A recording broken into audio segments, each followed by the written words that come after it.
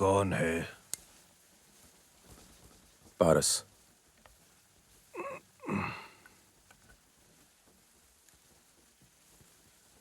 क्या बात है बेटा? मुझे आपसे कुछ बात करनी है। सुबह तुमने जो किया काफी नहीं था?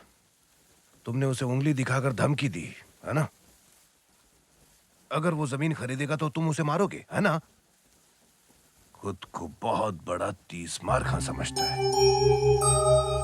कितना चाहिए आपको? हाँ? ललिता की शादी के लिए कितने रुपए चाहिए? 10 लाख चाहिए। क्यों, तुम दोगे मुझे?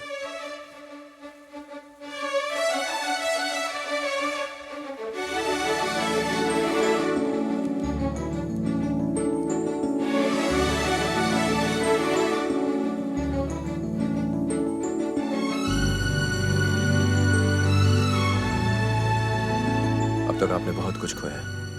मैं नहीं चाहता कि आप अपनी जमीन भी खो दें। मैं आप लोगों के चेहरे पे खुशी देखना चाहता हूं।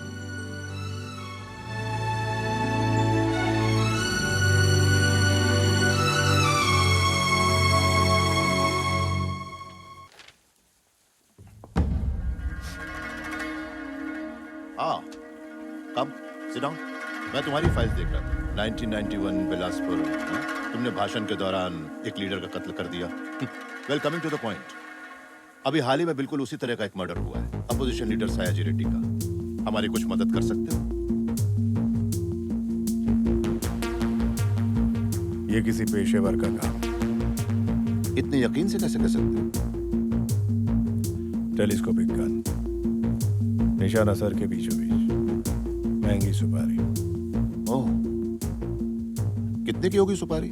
कम से कम 1 करोड़। इतना?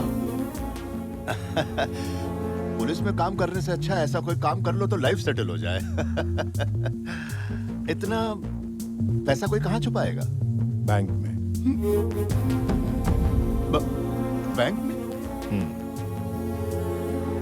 इतना हैरान मत होइए, क्रिमिनल का भी बैंक अकाउंट होता है। उफ, सच में इस केस के सारे लीड्स मिसलीडिंग हैं। जहां सयाजी रेड्डी का मर्डर हुआ था वहीं पास में एक एक्सीडेंट और हुआ था, एक कार और एक पेट्रोल टैंकर की भिड़ंत। उसमें एक अजीब बात यह है कि दोनों गाड़ियों को एक ही इंसान ने हायर किया था। यह है, एक्सीडेंट में मारा गया। केस यहीं पे अटका है। ये कातिल नहीं है। इसने मेरे लिए काम किया है। ये सिर्फ भागने में मदद करता है।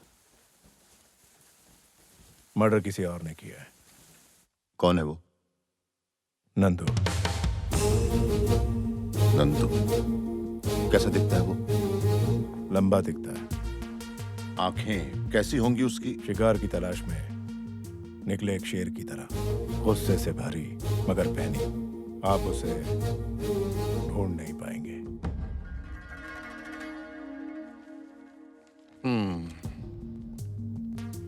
हमने एक चीज को छोड़कर हर चीज की छानबीन कर ली है।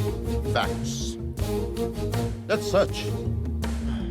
सयाजी रेड्डी के मर्डर के 15 दिन पहले किस किस बैंक के अकाउंट में 1 करोड़ या उससे ज्यादा की रकम जमा हुई है, इस बात का फौरन पता लगाओ। समझ गए? सर, बैंक ऐसी पर्सनल डिटेल्स किसी को नहीं देते। हम सीबीआई वाले हैं, हमारे लिए सब कुछ पॉसिबल है। Search search search.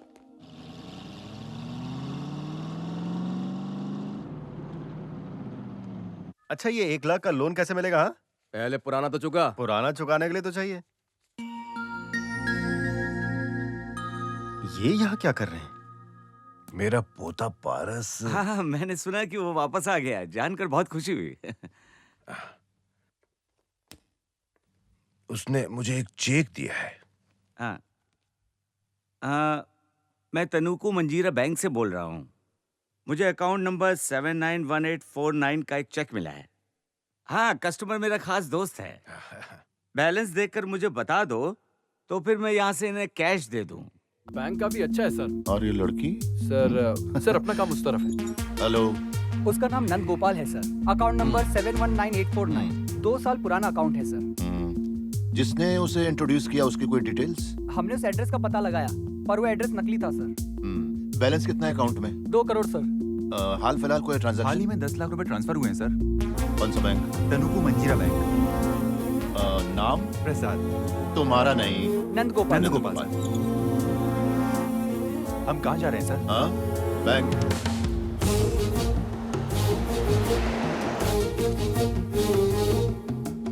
Arjun Prasad, audit department. अब चाय चाय पियेंगे सर? बाहर कितनी गर्मी है, इतनी गर्मी में चाय? कुछ ठंडा वंडा मंगवाओ। मेरा नाम रविंद्र प्रसाद है। मैंने नाम पूछा। मैं आपके लिए क्या कर सकता हूँ? ये सवाल बिल्कुल सही है। अकाउंट्स चेक कर रहे हैं। ये 10 लाख का चेक किसका है? ये सत्यनारायण मूर्ति जी का है। पास ही के गांव में रहते हैं और उनके पोते ने ही चेक दिया है। क्या नाम उसका? सर पारस है। पारस। 791849 नंद गोपाल। नंद गोपाल? वो कौन है? पर यहाँ पर पारस आरती लिखा है। मैंने साइन ठीक से चेक नहीं किया क्योंकि मैं उन्हें जानता हूँ sir.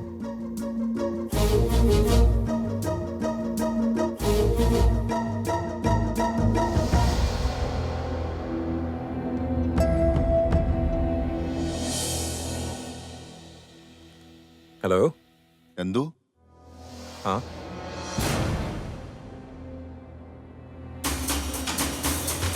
Yes, come on, don't waste time, come on, जल्दी करो। अरे कुछ लोगों को इस तरफ भेजो। Okay sir. रवि, कुछ लोगों को इस तरफ। Cover this area also. Ravi sir. तुम फर्स्ट फ्लोर पर जाकर देखो और पीछे भी जाकर देखो। जाओ। Okay sir. सॉरी मूर्ति साहब, सॉरी फॉर द इनकन्वीनियंस। मिला क्या? नहीं सर। पीछे जाकर देखो ना। बाय द वे मूर्ति साहब, आपके घर में जो लड़का है वो आपका पोता नहीं, नंदू नाम है उसका। वो एक पेशेवर कातिल है। हमें शक है उसने सायाजी रेड्डी का मर्डर किया है। हाँ, एसआई को बोलो कि फौरन चला है।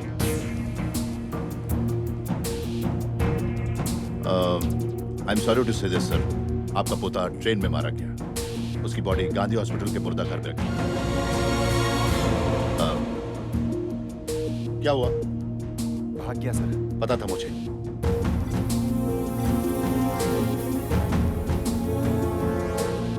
Come on, let's go.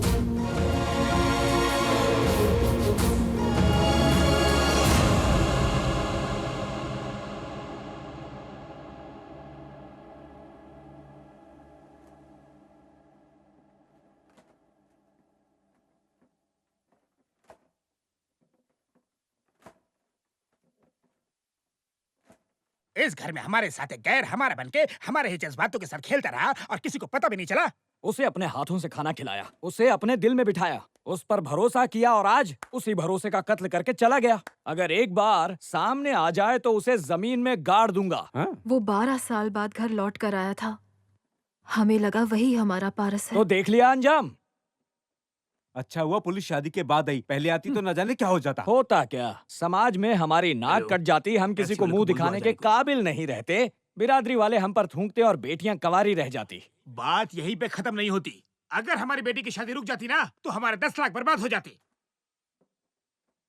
हमारी किस्मत तो देखो, 12 साल बाद हमारा पारस घर लौटा और वो भी नकली। हो सकता हमारे पारस को भी उसी ने मारा होगा। बिल्कुल। हमारी मजबूरी का इसी तरह तो फायदा उठाते। और क्या, ऐसे आदमी का बिल्कुल भरोसा नहीं कर सकते। पैसे के लिए शायद मुझे भी मार डालता। ये क्या कह रहे हैं?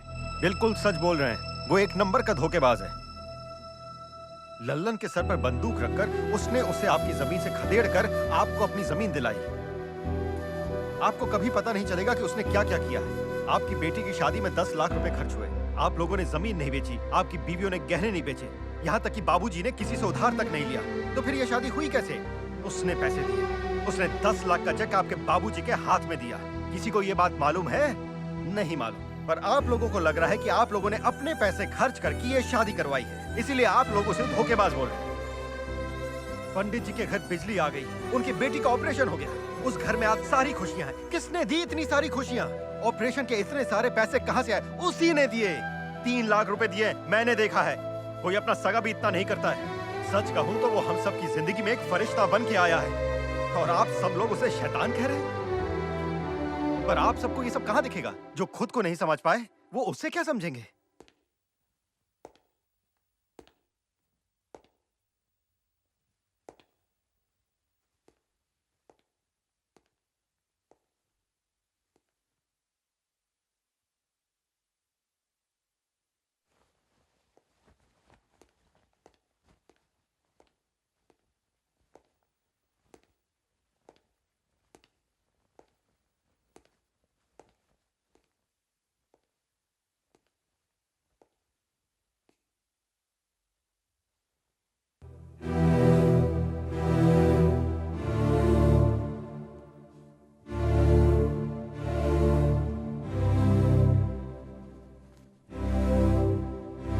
जिसमें सच बोलने की हिम्मत नहीं, उसे झूठ बोलने का भी अधिकार नहीं।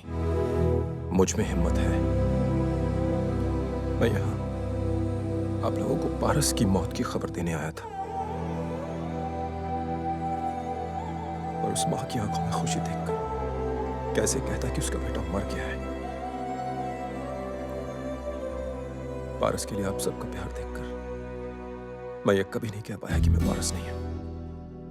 झूठ बोल दिया मैंने, पर मैंने सिर्फ झूठ बोला है, किसी को धोखा नहीं दिया। दोनों में फर्क ही क्या है? सच को छुपाने से झूठ पैदा होता है, पर झूठ को सच साबित करना धोखा है। मैंने झूठ बोला कि मैं पारस हूं, पर मैंने कभी पारस बनने की कोशिश नहीं की।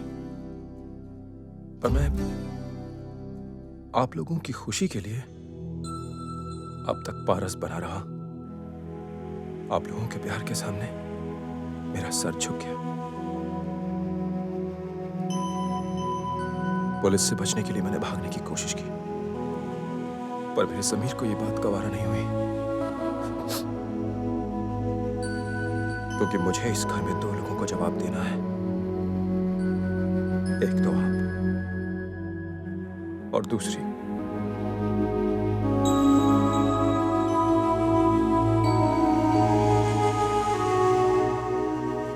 यही सच है। अब फैसला आपके हाथ में है।